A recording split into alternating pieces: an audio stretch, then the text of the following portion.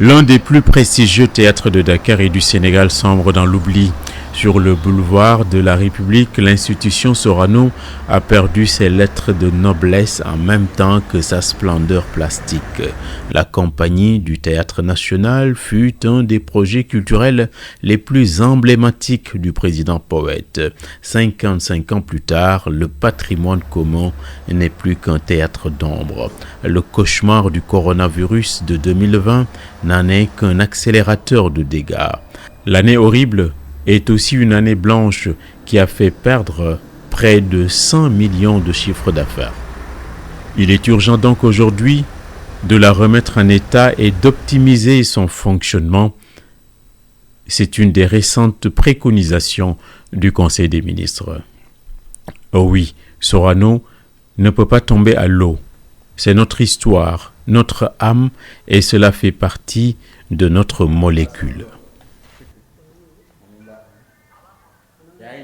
Tapissé de marbres et boiseries de haute qualité, son entrée principale est aussi un vernissage de pellicules d'époque, de plaques d'inauguration, de guichets uniques, témoins d'un âge d'or fait d'excellence, de créativité et de profusion artistique. Ce Conseil des ministres a été un rappel et il urge. Il urge parce que le théâtre vit actuellement un paradoxe. Quel est ce paradoxe? C'est-à-dire tout cet acquis historique dont j'ai parlé, cette mission extrêmement importante dans le développement d'un pays, parce que aussi dans le développement d'un pays, un théâtre national, c'est extrêmement important. Ça fait partie un peu du patrimoine et aussi, je pourrais dire, même des bijoux de la famille sénégalaise. Mais confronté maintenant, actuellement, à un problème d'obsolescence et de vétusté de son outil de travail. Parce que depuis le théâtre a 55 ans maintenant, 65 ans maintenant, 55 ans, que ce théâtre, on avait même célébré il y a de cela 5 ans, le cinquantenaire du théâtre, mais l'outil n'est plus adapté par rapport aux missions. Lancé en 65 à la veille du premier festival mondial des arts nègres, Sorano fut le premier théâtre d'Afrique francophone doté d'une salle de spectacle parmi les plus abouties et les plus adaptées qu'on aurait pu rencontrer, avec une scène à l'italienne et une acoustique à nul autre pareil. Seulement, le temps jaloux, le manque de vision et le contexte de diversification de l'offre ont accéléré sa relégation.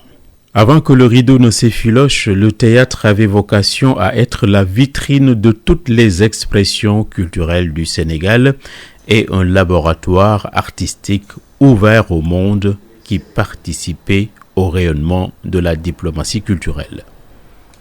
Le TND, c'est aussi le triumvirat légendaire, ensemble lyrique, ballet Lalinger, la troupe nationale dramatique, qui n'ont plus à disposition les outils de travail et le matériau pour un optimum de production. Nous avons pris même un cabinet sénégalais pour faire une étude de faisabilité de ce projet-là. Cette étude de faisabilité même a été déjà bouclée en 2017. Mais pour parler même en chiffres carrément, il y a deux composantes. Il y a d'abord le volet réhabilitation du bâtiment et des équipements liés au bâtiment, mais aussi maintenant il y a l'équipement scénique, parce qu'un théâtre aussi c'est surtout l'équipement scénique, à pouvoir aussi rénover, renouveler aussi cet équipement. Vous allez vous en rendre compte même, l'équipement que nous avons ici aussi n'est pas du tout performant. Donc c'est les deux volets. Le premier volet donc, il a été évalué à 2 milliards et le deuxième volet à 1,5 milliard. Donc le tout, en termes d'évaluation, c'est 3,5 milliards. En un demi-siècle, le théâtre a été relifté au moins 2 fois. Et ce furent des réhabilitations ponctuelles et surtout des rafistolages sans grand respect des standards. Le théâtre fait 1200 sièges et servitudes, 114 agents, permanents, saisonniers et prestataires le font tourner en temps normal.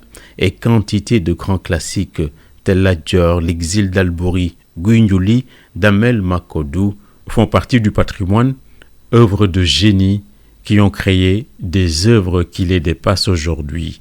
En hommage et en leur nom, Sorano doit rapidement trouver une issue de secours.